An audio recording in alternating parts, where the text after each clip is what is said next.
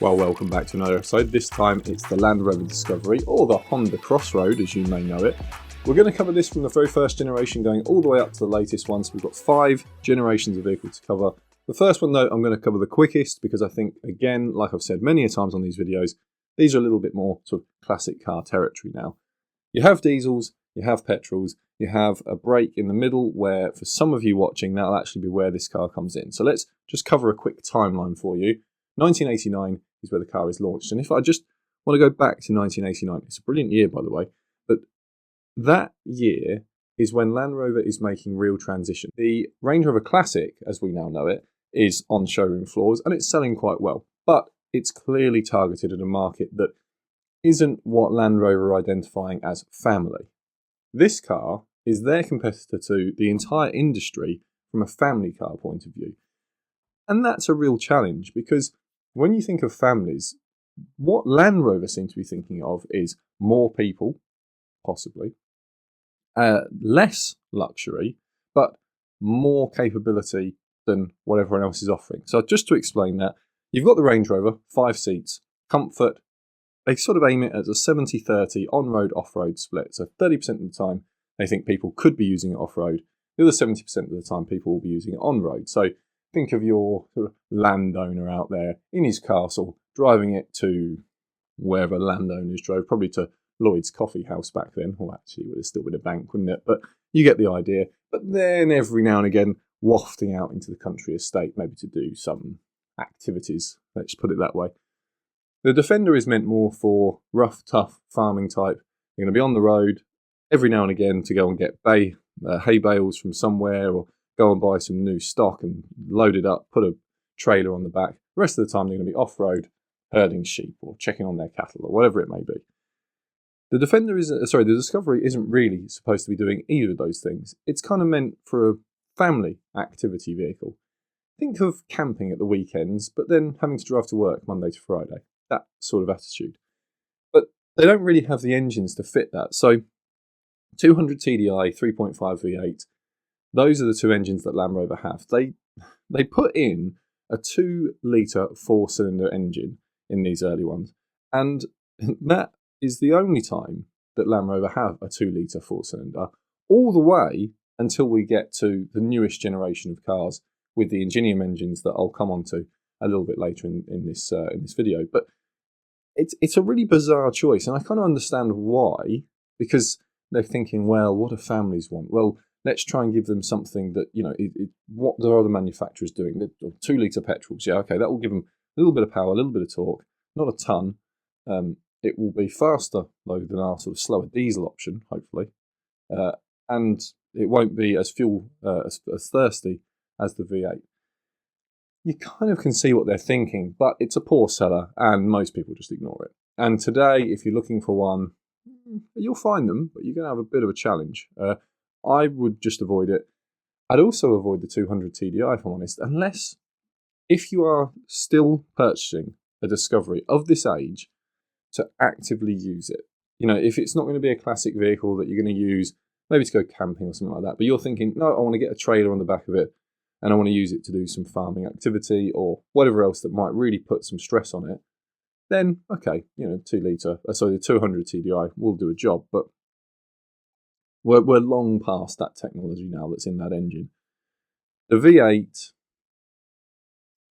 on these early ones, I would probably wait until the facelift. Actually, that's just what I would do. 1994, and we'll jump straight in here. 1994, you get a facelift, 3.9 V8. There's a switch a couple of years in that will go from Lucas engine management to GEMS engine management. And basically, throughout the life of Discovery, you see things being refined until you get to the last couple of years of production. And if you can buy a 96, 97, possibly a 98, that's kind of where the first generation really sort of shines from a point of view of offering the best it can. But, the Discovery is not unique in that. Most cars will have that. They sort of roll out the factory after a load of testing and market research has been done, and then they find out that after all of that money they've spent, actually people are using it in different ways, or they want different versions, and by the time the car is near the end of its life, it gets what people always wanted. If you're in the US, it's 1994 before you get the car. You get the 3.9 V8, and it's a really difficult one because as they're bringing this car into the US, popularity for Land Rover models in the US is growing, but the support system isn't growing. It hasn't been established. A bit like in the UK, there's always this conversation that I have when I say, oh, you think Land Rovers are sort of really, really unreliable and they always break? And generally, when you speak to someone like that, they're either in a country that doesn't have great support or they're in the US and they're remembering earlier models, because for generations there haven't been, a huge amount of support. If you go to the UK, for example, when the Discovery comes out, you've got a load of guys in sheds that are fixing Defenders every 5 minutes because a farmer keeps breaking one bit or another, doing some serious off-roading. So when then someone rolls in with their Discovery and says, can you do some service work? And also I've got a bit of a clonking noise. They know exactly what it is. Boom, job done. Out it goes again. So it's not as bad for the US as the second generation, which we'll come on to in just a second, but it's tough. It's tough here. And I think this is a little bit of Land Rover learning the US market. If you're anywhere outside of the US or North America, because the Canadians are sort of getting them at the same time, 3.9 V8, that's the one I would go for. 300 TDI, actually, it's not going to keep up with modern traffic. You have to remember, we have electric cars today that people are getting on company leases that do 0 to 60 in 4 seconds and fly around the place like you wouldn't believe. So having a 300 TDI, it will feel slow in modern traffic, but it won't feel slow in general. That's a little bit of tweaking to the engine. It's not a huge difference in power, and having driven them both, I'm probably being a little bit kind, to be honest, to the 300 because I want to be kind to one of the diesels. But honestly, on this first generation, I know fuel's expensive. I get it. No one wants to be doing 15 miles to the gallon in an old V8, especially if they're doing more than a few thousand miles a year. But if you can, just get the V8. I'd ignore the 2 litre completely. The diesels will have a little bit of a following. They've got sort of quite an established diesel engine in the Land Rover community. But to be honest, these cars are 35 years old, if we go to the oldest. 10 years' time from now, it's just going to be a narrow bunch of people that really understand and know to work on those 200 and 300 TDI engines. And unless you're someone that's sort of out in the farm yards and you know how to fix it yourself, if you get the old V8, it's Buick V8, it's a Rover V8, but it's a Buick V8. It's why, again, I say to Americans, if you're watching this, get a V8, because you run that into any shop, and people would have done this for the last 35 years, take it in. The American mechanic that possibly didn't know too much about Land Rover at the time knew that engine. It was in so many different American vehicles too. So, although it's established as the Rover V8, and that's really where it's best known, it was an American creation to begin with. So just helps a little bit if you're looking at long-term maintenance. Actually, I'll just add on that it was also the Honda Crossroad, which is just an interesting part of history. It was a little bit of bad engineering.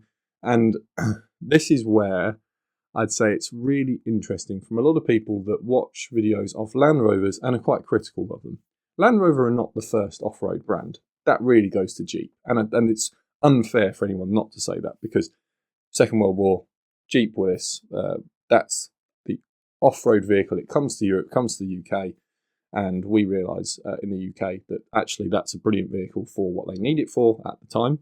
And actually, we should have our own manufacturer of that, and from there the Defender comes. So the Japanese are doing a similar thing just sort of 30, 40 years from then, and the Honda Crossroader, so badge engineering. From there you get different Honda models, but today really you've got Toyota and Nissan dominating what are the big competitors for the Discovery model. So second generation, the L318 model, this is the one that I think it's really an interesting point in Land Rover history for me, because the brand has clearly established, right, we want a Discovery in the middle, a Defender over here for our real off-road to really give us sort of traction in this market. We can turn around and say, yes, Land Rover, that is off-road. That's what you hear. Just like when you hear Ferrari and you hear racetrack, Land Rover, you hear off-road. So we have to keep the Defender going, and they do keep it going for a very long period of time. Discovery, that's going to be the one we sell as the brand Land Rover. Range Rover's over here. That's our luxury car. We make lots of money by sort of offering people tons of options, and it still can go off-road. It still has all the things underneath it that it needs to do a proper job off-road. This car in the middle, this is the one that, from the brand's point of view, they believe they'll see most on the road. And it creates a real challenge for the second generation. Now, from my point of view, I like the second generation. A lot of you will hate it because it's got a terrible reputation, if I'm honest, for breaking down and everything else. But the ones I've seen, and from the enthusiast owners I've met, the second generation for them was the one to buy. Now, it's the last generation to get the classic Range Rover chassis. It's the last car that continues on that chassis. So, that chassis is coming from 1970s. It really has its life extended to get into the second generation Discovery. For most of you in Europe, some of you in Australia and New Zealand, and a few of you in pockets around the world, you'll get the TD5 engine. I'll come on to the TD5 engine because there's already a load of enthusiasts that have perked their ears up and gone, TD5? Talk to me about TD5. There's also the 4-litre and 4.6. This is the derivatives of the Rover V8. This is sort of really extending the life out now. And I wouldn't say they're the only reason. The problem here is when this car goes over to the US, it's a little bit like any first generation of anything that breaks. It kind of has to then carry the reputation. And the second generation is so bad for North America and for the North American market that Land Rover give up the Discovery name for the third and for the fourth generation. They switched to LR3 just to get rid of that Discovery moniker. I feel it's been treated a bit harshly in history. I think that this is like the teething issue where Discovery's been in the US, Range Rover's been in the US. Defender, it's not really established there, and it's going to get its way there because of safety issues and everything else. So the market that is supporting the car doesn't exist there like it does in the UK, in a few parts of Europe, and in parts of the world that really need a true off-roader, because many people view the Discovery as, well, I want a Defender because I need to go off-road. So let's just say you're in parts of Africa, parts of the Middle East. You are going to be off-road at some point at that period in time, and you need a vehicle that will support that. But the Defender is just a bit too rough and rugged for you. The Discovery is there to fill that gap. And for people that have had Defenders in their markets for a long period of time, they do get the support for the Discovery. Again, because it's quite a known quantity. It's using the same chassis as the old Range Rover, it's using a lot of the engines from the Defender, and there's so much crossover within electronics that are being used and a lot of the parts around behind the dash and everything like that. The bits that you don't see, essentially, that most sort of specialists, people that know the cars, they know if someone says this is not working, it's probably this. Does that mean that I can excuse all the problems these cars had? No.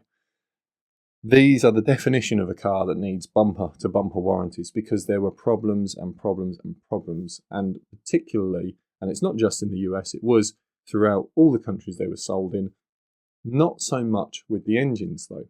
That's the interesting part, is that while the engines are not a 1.8 Corolla engine, and neither do they perform like one, they do take quite a bit of maintenance. And because of that, people that bought them, I think this is where Land Rover were probably a little bit unfair in how they marketed them, because they're saying family car. And so what you get is the SUV buyer, someone who just wants a car, but in a bigger body shell to give them more space.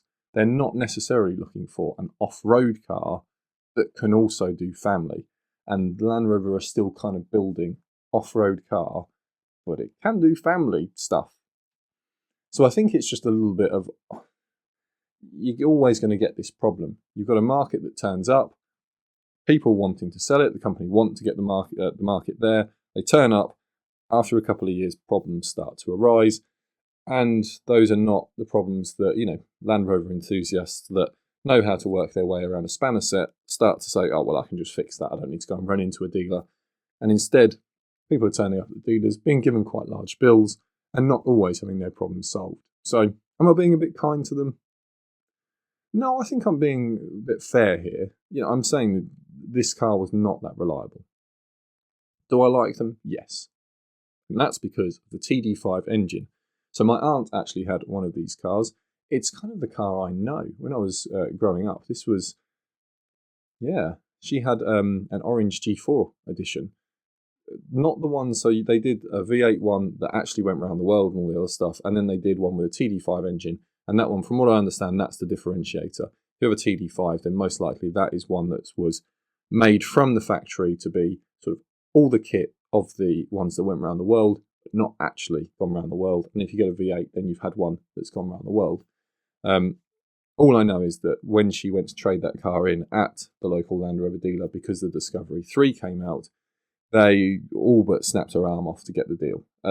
When she parked it up, the salesman immediately started talking to her, and once he heard she was interested in the new Discovery 3 that had only just came out, and they had a 3-month-old demonstrator, all the kit, HSE, black on black, everything. And she thought, well, that's probably going to be a bit pricey. And they were very keen to do a deal because they wanted that G4 edition TD5 Discovery 2 on their forecourt. I think because of the TD5, and it's the one, if it's available in your market, that's the one I would buy. Is there a lot more to talk about this? I'd also say that there is kind of a switch going on here in what people want from Land Rover. So in the first generation, 4-speed auto, 5-speed manual, and the manual actually, if you go for facelift on the first generation, it is strengthened. Okay, so really, if you want manual, try and go for the facelift. In this generation, they're still there saying, oh, people might still want manuals because they might want to do everything themselves. And it's not really where the market are. Most people just say, no, give me a V8, give me an auto gearbox. Yeah, there's knobs and levers and stuff if I want to go off-road. But people are using it more and more on-road. And it's the ultimate compromise. If you think of Mercedes, for example, and they make the E-Class for their sort of middle of the range, it's not the top luxury X-Class, it's not the C-Class that's more executive-based or junior executive-based, it's the one in the middle. And it has to provide longevity, it's used as a taxi in Europe, but it's also a luxury car. They just have to make it work as a car, though. It has to do a lot of things for a lot of people, but you can do that with specification and with trim, and you can make an AMG version whilst also making a 2-litre diesel version, 2.1 diesel version, and make it work for all.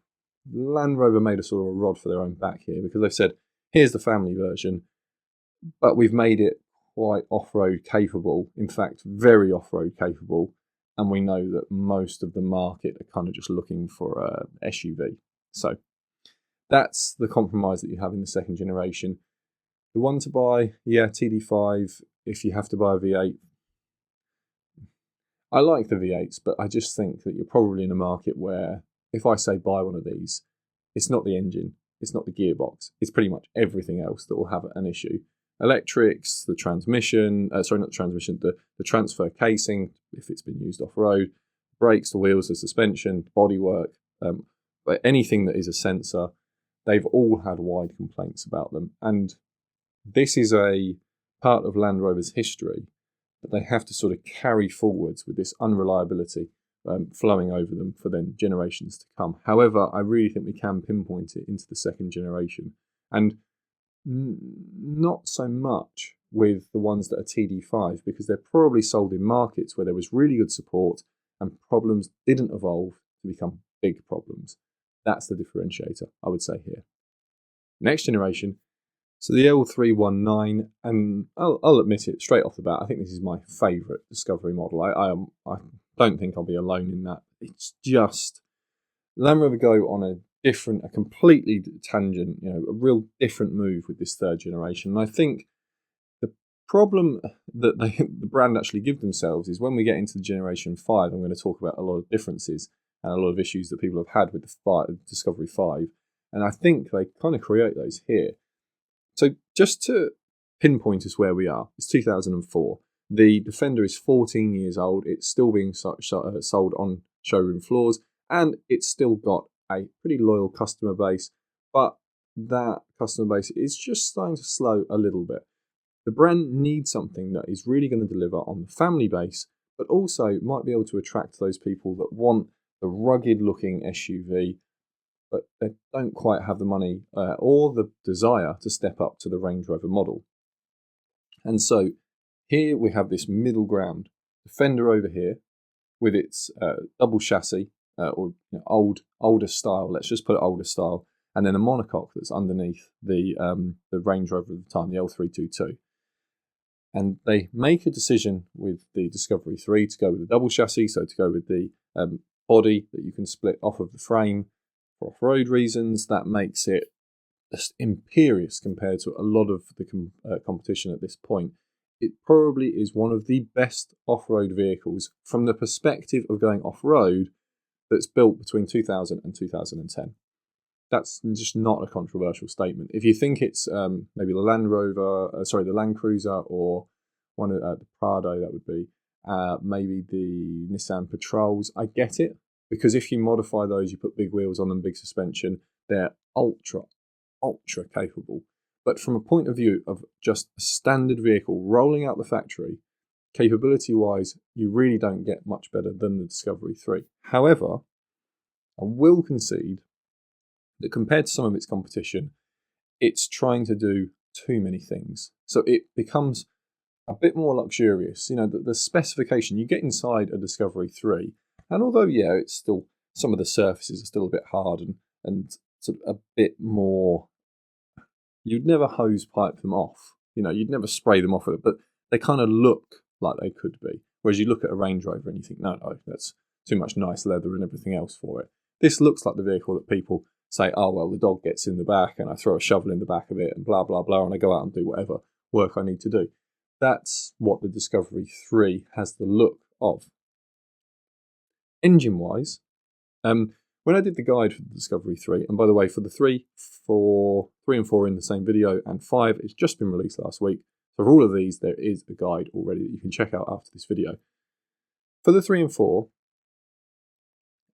you have this, we just step into a point of Land Rover history where they're basically saying, incrementally, we want the Discovery to move up in specification. We want it to move slightly away from the generic family vehicle, and we want it to be sort of a premium family vehicle, and that's a really, really hard position to pull off. Now, it's fortunate in that its competition isn't really trying to do that. They're still sticking, you know, you get in a Land Cruiser and it feels pretty farmyardish. You know, if you're looking at a direct competition, a 4-cylinder 2.8 diesel engine that rattles along as you go, not that fast, very, very, actually not that reliable. I was going to say very reliable, but no, not so much on that 2.8 diesel. Keeps on that generation, there's a guide to this. There's issues with one of the pistons and cracking the block. Does it happen all the time? No, but Land Rover have got much bigger problems, which we'll come into in just a moment. However, if you live in some select markets, you get the 4-litre Cologne V6. And I missed this on the guide. That was silly of me to not include this engine, because it's the one engine that it's reliable, built to last for forever. More economical than the V8. I wouldn't go to stretch to call it economical, but to be honest, the diesel in this generation isn't that efficient anyway. Not when you look, I mean, the car's so heavy that there is a difference between diesel and petrol. But if you've got the 4-litre V6 in your market, it's such a reliable motor that I would probably say almost always go for that over the diesel, unless you particularly enjoy diesel engineering or you really know it and like to work on it. The main reason for that is that 4-litre V6. It's such a well understood, solid engine that when you put it in the Discovery 3 has its issues. It has a few known faults that won't be a surprise to anyone who's owned one, but they are still going, and fortunately, they're enthusiast owned, a lot of them. So when you buy one on the used market, you can buy some absolute rotters out there, and I'm not saying you can't, but there are a lot of enthusiast owners that have spent the value of the car again to keep it on the road. So what are these now? They're looking at about 20 years old for the earliest ones. Over that time, if you can find one that's had the value of it spent again, making sure that the suspension is fixed, because that's a known weak spot, and if it's a diesel that it's had, well, I'll come on to the diesel in just a second. There's a 4.4 V8 that is also a really solid engine, and if you're in the UK, I don't think you get the V6, so it's either a diesel or a V8. Now, today, you'll really struggle to find them, but the V8 is It's a really good motor to run around in. Not efficient though, not efficient at all. And we live in a world now where the latest generation of Land Rover products are almost all of them are easily doing over 30 miles per gallon because they either have hybrid systems, mild hybrid systems, or they have more efficient diesel engines. So it is a bit of a step back when you're struggling to make 20 miles per gallon. That's a factor, and that will be life if you go for the V8. The diesel, the 2.6 TDV6, this is a compromise engine. It's made between PSA and Land Rover. Land Rover want it to be a 3 litre, PSA want it to be a 2.5. It's ends in the middle at 2.7. Ford have a lot to do with this because they're the owners at the time. And it's powerful enough, it gets down the road. My aunt had one of these, so loads of experience being in one of these from a young man. They're okay. Like today, they're going to feel like you're sort of really going. I mean, it's not like if you get in a 3.6 TDV8 that's in the equivalent age Range Rover L322, they still go quite nicely. And in the traffic around you, it still picks up lovely. And they still have that V8 warble to them a little bit, so that sort of covers up some of the just noisy dieselness of them. The V6 doesn't really have that. However, because the Discovery is positioned a little bit more to be agricultural feel, and people like that agricultural feel, it's okay. It kind of gets away with it. It's one of those characteristics. It's really odd. The best way I can describe it is if your neighbour pulled up in a Lamborghini and it's blaring away and he starts up in the morning and it's and wakes you up, you'd be quite annoyed. But it's a Lamborghini. What did you expect? And you kind of get it. That's kind of part of what your neighbour's bought. If he's bought himself I don't know, I'm trying to think of a world car here. Well, no, I'm just going to say the one that many of you in the UK will know. If he's bought himself a 1997 Citroën Saxo and fitted a dustbin exhaust to the back of it, if you're from around the world, you can look this car up. But it was kind of the boy racer car of the 90s and early 2000s in the UK. And you hear this sort of 1.6 8-valve startup in a VTR warbling through its, not even warbling, just passing air through the back of it through some dustbin, you'd be fairly annoyed. You'd be like, no, there's no reason why that car should be doing that. And the payoff is just that you are making noise for no great reason. Like it doesn't fit with the rest of the vehicle. In a Discovery, having that slightly noisier V6 that's a bit busier to get you down the road, it can be forgiven. It can be forgiven. Just if it's going to be an everyday car, then yeah, you can go with the diesel. But otherwise, I like the V6 on this. I think the V6, I'd say I missed it from the guide, and it was completely my own error because at the time I was concentrating more on what becomes the Discovery 4 and just sort of missed that the V6 is there. But afterwards looked into it a bit more and I thought, actually, that's probably the pick. But the V8, everyone knows that V8 because it's a V8 that is sort of the Jaguar V8 at the time. And it's now 20 odd years, 25, 26, 27 years that it's been fitted to different vehicles, and it just keeps going. So that was kind of the pick on that one. Let's go into the Discovery 4 generation next. What can I say about the 4th generation? It's the LR4 for some of you. It does a lot to address some of the early complaints on the 3rd generation reliability-wise, but it adds in so much technology that while it's sort of patching over problems that the 3rd generation has reported, it's kind of creating new ones. So reliability, if we just go from where we were here, 1st generation, people are enthusiast owners, you're probably not going to have too many problems, and if you do have problems, they should be stuff that you can fix. And if you have problems that you couldn't fix and don't want to fix, maybe just a Land Rover isn't for you on these early ones. Once you step into the 2nd generation, you may have problems. 3rd and 4th, these now become problems where you may need, or will certainly need, diagnostic tooling. The old idea of just sort of getting a screwdriver in and tweaking something and fixing it is gone. Now you need proper diagnostic equipment, and you need some fairly heavy lifting equipment because all of these vehicles step up in weight. You're talking 2.5 tons. That's where the Discovery 3 and 4 sit. Power-wise, so let's start off with that diesel, shall we? 3 litre diesel, I didn't mention it on the 2.7, and I didn't mention it because I knew I was going to talk about it on the 3 litre, so there was no point in me bringing it up earlier. Crankshafts. It's so difficult for me to make comment on this because you can go across the internet and you can find some people that will say every single one of these will blow up because the crankshaft will snap in half. And you can look at the other side of the internet of people that have driven 200,000 miles in their Discovery and never had a problem. There is a known issue with this engine with crankshaft failure. And if there's crankshaft failure, what you're really saying is complete catastrophic engine failure. Because if your crank goes, then, I mean, I don't even know how to start describing the cataclysmic event that's happening above it. But your connecting rods, they're going to be smashing up into the bottom of the pistons. The pistons are going to go straight, well, probably not even straight. They're going to be smashing against the cylinder walls. They're going to hit the valves. Everything's just a complete mess. Once you destroy a crank, I don't know any time actually anyone's ever said to me, oh, the crank snapped last week, I'm just having a new one slipped in and I'll be on my way. It doesn't happen.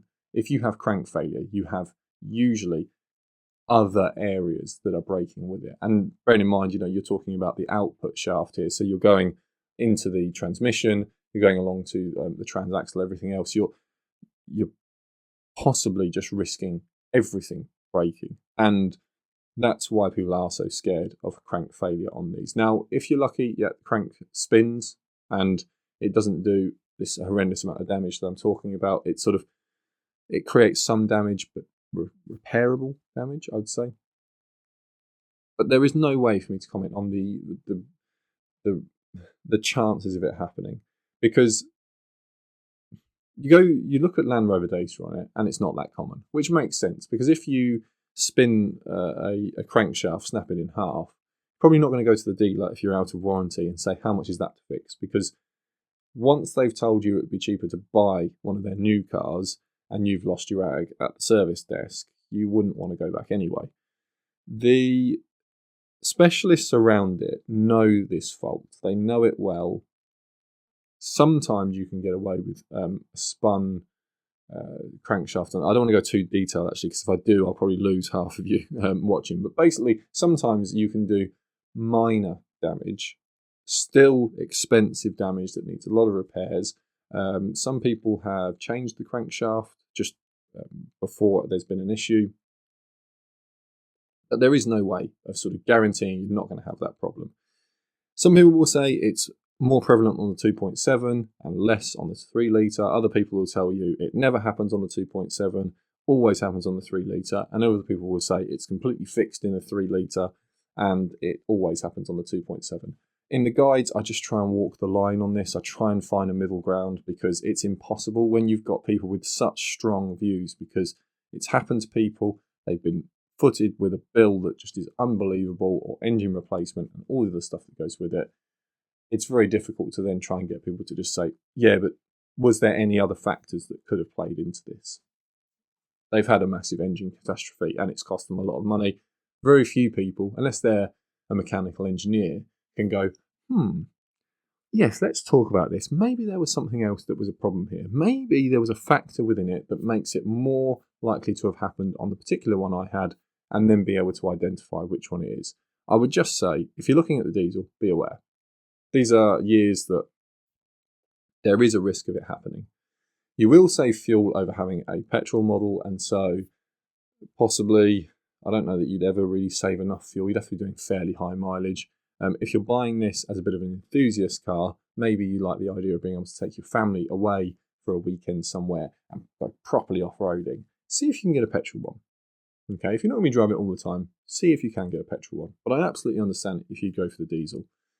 The actual failure rates of these diesel engines, let's say it's impossible for me to sort of give a perfect number to it, but there are lots of people that never talk about this issue and are not aware of it because they owned their Discovery, drove it around and sold it. And so what I would say is you kind of need to be aware of it. You have to be, especially if you're buying, say, a cheap Discovery 3. Let's say it's a few £1,000s, a few $1,000s, a few €1,000. And you think, well, You know, if it breaks, it breaks. If you've got that attitude, you'll be fine. If you buy one of the later sort of Discovery 4s, really nice trim, and it's cost you a lot of money, some sort of dream car purchase, and you don't have a warranty, you know, you think, oh, all the minor stuff I'll fix myself, and you get friendly with a local specialist, so that way you can get any of the minor bits sorted out pretty quickly. And then you have a massive failure. You know, it's going to hurt a lot more than that person that was willing to throw the car away anyway. So I would say, if I look at reliability issues on this third and into this fourth generation, there are other things that are more reported than the engine. So I'd be aware of it. Would it stop me buying one? It's so difficult. Probably not. Probably not. But then I'd probably say, in fact, I wouldn't probably do anything. I'd do what I did. When I was looking at these cars, I thought, I'll just buy a 3.6 TDV8 Range Rover because they don't have that problem reported. So these engine, when you look at the TDV6, TDV8, you can see some relation within their family. But the TDV8 just doesn't really have this issue, but you don't get it in the... and it's a real shame you don't get it in the Discovery, because it could have gone in there, because the Range Rover Sport has the TDV8 engine in it, and it's in the same chassis. You know, you could, with a little bit of help and a few ancillary bits, you could actually lift the body off a Range Rover Sport and put the body of a Discovery on top. You know, the actual frame underneath, there's not really much in it. It would need a little bit here and there. I'm not saying you could just go, what? But it's possible. So the fact they could put the TDV8 in the Range Rover Sport means they could have put it in the Discovery 3, Discovery 4. And I think it's a real shame they didn't. Because that now, 15, 20 years on, that would be the one I'd say, if you want a diesel, get the TDV8. That's the one to buy. Forget about the V6s, just get the V8. It's really difficult. I can't do that. So that puts you over to the petrol options. For most of you, the 3-litre supercharged is probably not available. If you're in North America watching this, it probably is available. Good engine, solid engine, still being used in the 5th generation until 2020. Was used in Jaguars until about 2020. You know, it carried on its lifespan. It has a few minor issues with it, but really nothing to write home about. So if you can get a 3-litre supercharged, you've got a solid car. And actually, for all the Americans that had a problem with the Discovery 2, if they got a 3-litre supercharged Discovery 4, or a V8 on the Discovery 3, but really if they sort of missed the Discovery 3 because, you know, they'd fallen out with Land Rover because of the Discovery 2, maybe got themselves a Toyota Land Cruiser or Lexus GX model. If they had sort of fallen out and then they came back in the Discovery 4 and they got a 3-litre supercharged, they actually would have been pleasantly surprised. You get all the boxiness of the Land Rover style, you get the 7 seats back, you get this feeling that it's that little bit more premium, has something about it that you can't really put into words. And the 3-litre supercharged engine, it's a really good mate to it because it's more efficient than a V8, really good power, great torque from that supercharged engine, great for an off-roader. And you'll see people in the US with those 3 litres and they'll be like, oh, I've just passed 150,000 miles. You know, serviced it all the time, fairly religiously. If you don't service them, expect problems. And I'd say around that sort of mileage, you're probably looking at a big supercharger service, just to keep things clicking over as they should. From there, there's the 5-litre V8, which they put in the Discovery 4, which is fantastic because that's the Range Rover engine, and it's in a few Jags as well. The non-supercharged version, though. And again, there's a few issues if you look at the 5-litre supercharged version, because you're not going to be buying that. The naturally aspirated 5-litre is, again, not hearing lots of complaints about that. So it's a really odd position the Discovery 4 finds itself in, because the key markets of Land Rover are the US, the UK, and then Europe and Australia, that kind of thing. That's kind of how the sales split. And it's really funny because in some generations, I'd say if you're in the UK, you really got the one that you want. And in other generations, I'd say if you're in the USA, you got the ones that everyone wants. And they never really cross over until we get into the 5th generation, which we'll move on to now. And so here we are, the L462, the unloved Discovery 5, the generation that people feel just was not the car that they wanted the Discovery to be. And it is so interesting for me because this is where the Discovery makes a full loop from its early life to its later life, because it goes onto the D7U platform, which is under the Range Rover L405 and the Range Rover Sport of the time. And it cements itself in going up market. And in 2021, when this car is facelifted, Land Rover all but have to sort of straight up say to the market, the Discovery is moving up market. And that's because the new Range Rovers are coming out. That's the Range Rover Sport. They're coming out on the new platform, the MLB platform. Oh, is it MLB? Oh, it doesn't matter for now. But they're coming out on a new platform, and they're going to go up market into the top end. It's a really odd place that they move into. They're kind of like below a Bentley Bentayga and a Rolls-Royce Cullinan, but above pretty much everything else. They basically stopped competing with Volvo XC90s and the sort of Lexus GX range and all that sort of stuff. They're saying, no, we're not interested in that competition. We're going right up here with the Range Rover.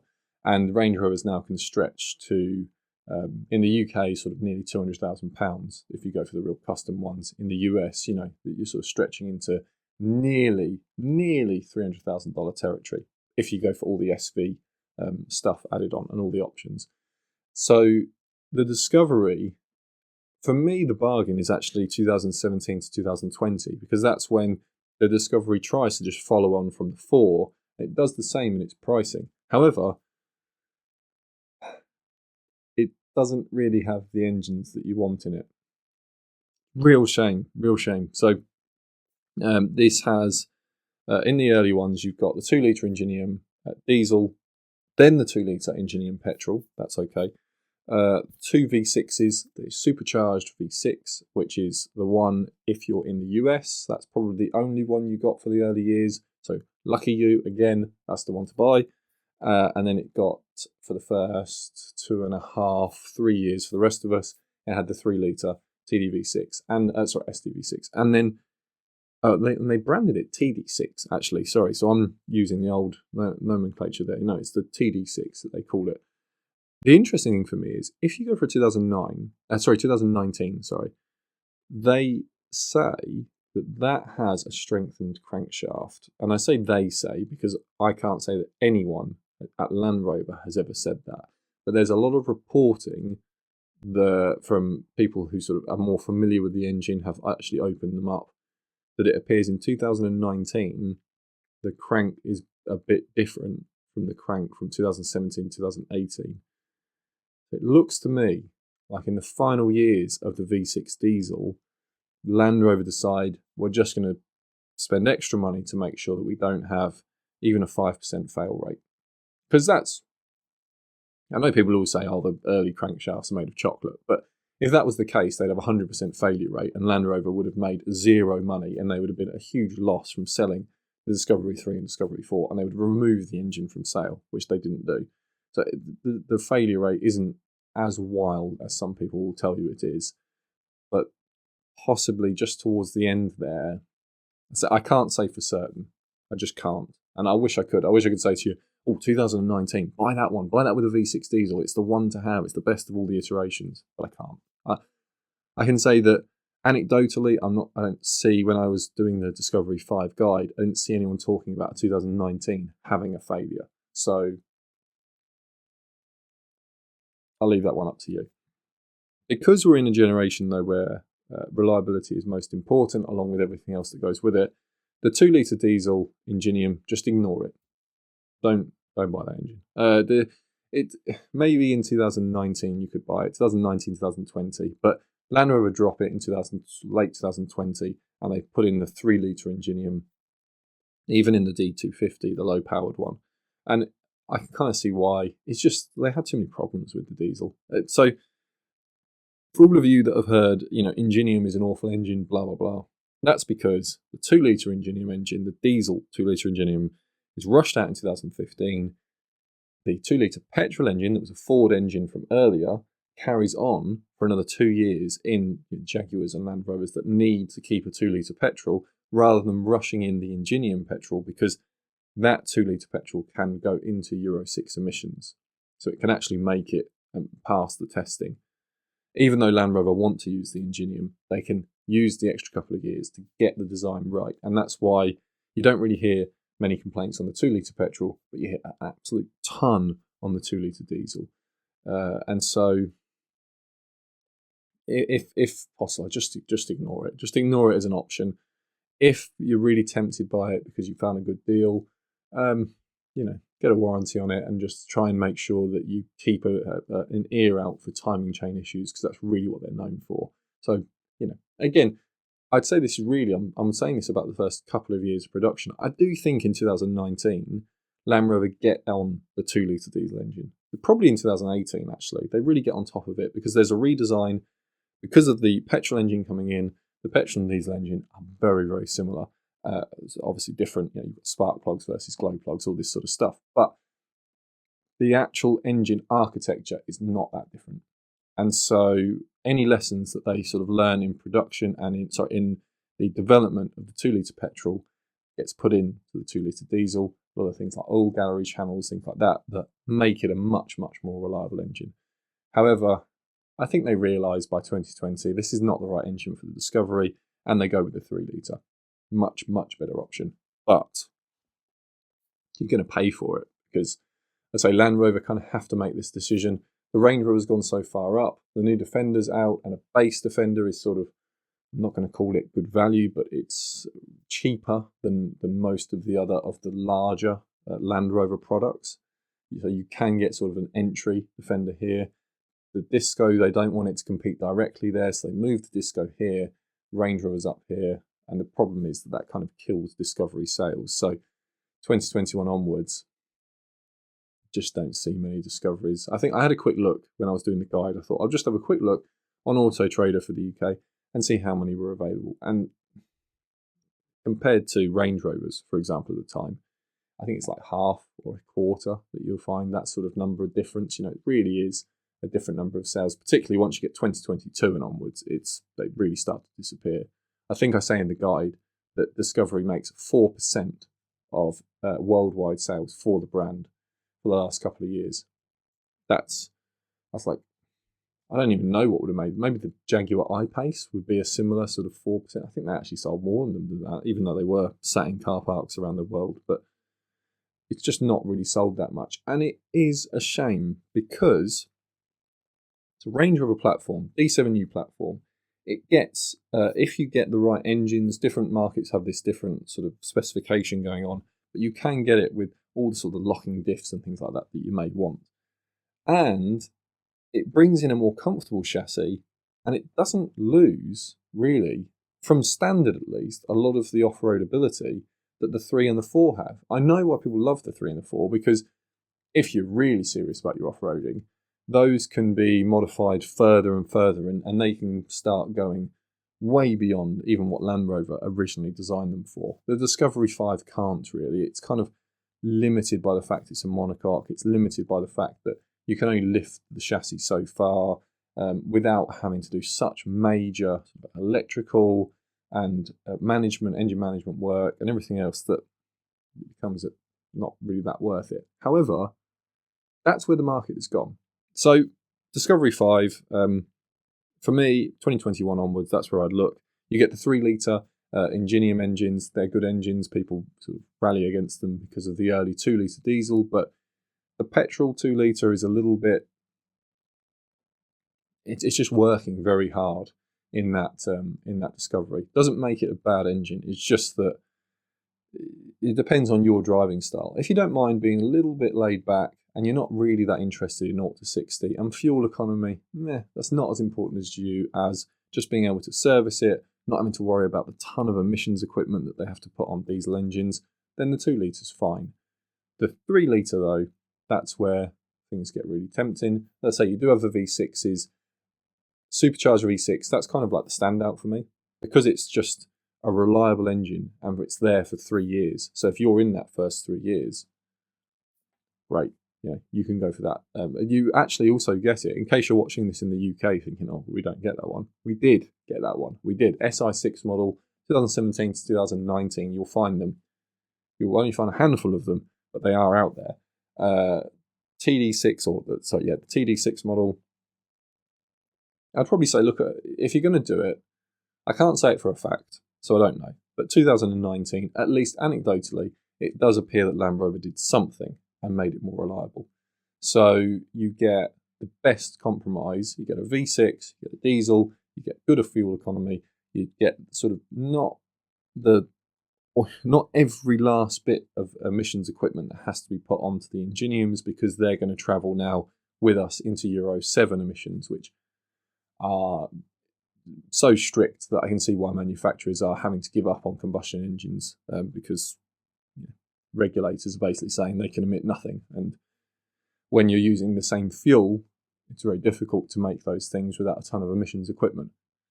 Newer ones, I like the 3-litre petrol one, and I like the 3-litre diesel one. The problem for me is they're offered in mild hybrid. And I don't know why Land Rover have made this decision, but they haven't offered them as plug-in hybrid cars at all. And there's no reason really, because the D7U platform with the Range Rover and the L405 generation has a 2-litre Ingenium with a hybrid system. And that, for most Discovery buyers that don't want sort of off-roading ability all the time, but they do want family car and they want to maximise efficiency, but they also want to go away from diesel, which you may not be that person. I'm not particularly that person, but every part of the car market that you kind of dig into that isn't huge enthusiast, I see more and more that those people, they kind of just want cheap running costs. And to be able to offer them what the L405 had, which was the 2-litre Ingenium with a hybrid system, 25 miles, so 40 to 50 kilometres of electric range. People could do their daily commute on electricity, and on longer runs they could get sort of 30 and maybe a little bit plus miles per gallon. Why Land Rover didn't do that? So you only have the 3-litre petrol. If you're getting sort of 25 to the gallon out of that, amazing. The 3-litre diesel, sort of 30 miles to the gallon, maybe some more, but it then has to compete with the Range Rover Sport, which seems to be doing quite incredible fuel economy and is a Range Rover and isn't priced that far off, and its residuals are higher. So on leasing plans, the prices get closer and closer to the Discovery. I can only think that Land Rover just made the choice of, we sell the Defender really well, we sell the Range Rovers really well, there's big profit margins in them. The Evoque picks up the sales of people who are sort of trying to just get into the brand and want sort of appeal of them, but are not so interested in the off-road ability. And we still have Discovery Sport for the rest of the buyers who just want family Land Rover car. And that's probably why they didn't bother to then put a hybrid in here, which I think is a shame. If you're interested in Discovery 5, it's a bit of a shame, because that would have been the pick that I would have gone for. But otherwise, yeah, early ones SI6, you can go TDV6 TD6. If you can find one, and if you're confident in it. So for me, it'd be 2019. Otherwise, Ingenium, 3-litre diesel Ingenium engine. Not all of you will get it, but I'm not seeing lots of complaints about them. And the 3-litre petrol, not as efficient, but certainly a good performer. Is that it on the Discovery? I suppose it is, and we come to the end of another video, and I hope this video has helped. I think if I was to give a personal opinion on the one, probably won't be a surprise to you, if it was one of all the generations, I wouldn't bother too much with the first generation. I wouldn't be too excited about the second generation either. The third generation, though, it'd have to be with something like a V8 for me, which is unfortunate, because if that had been fitted with a TD V8 engine in the third and fourth generation engine, I think that'd be a really appealing car today. However, and it's probably why, and the decision I made when I looked at these was to get a Range Rover, because that now on the used market, not too far away in price from each other, and it's only really if you really want that double chassis, want that sort of older style and older way of doing things, and you want the modifications that then go with that, It's any really reason you'd go for the Discovery model. Otherwise, I think everyone's looking at a used Range Rover. Against its competition, well, I'll put it this way. The Discovery enthusiast forums and culture and shows show to me that people love these cars. And I would always rather be in a car that people love and that there's a community around that I can get involved in than one that just does the job. But I do understand why people just buy a car just to do the job. And I think for you, if you watch this video to this point, you're probably one of those enthusiasts. So don't be afraid of a Discovery. Be aware of the best ones to get and accept the fact that maybe a warranty will help you out, especially if it's one of those new ones that you don't want to be spending tons of money and diagnosing it every weekend if it has an issue. Take care, and I shall see you in the next video.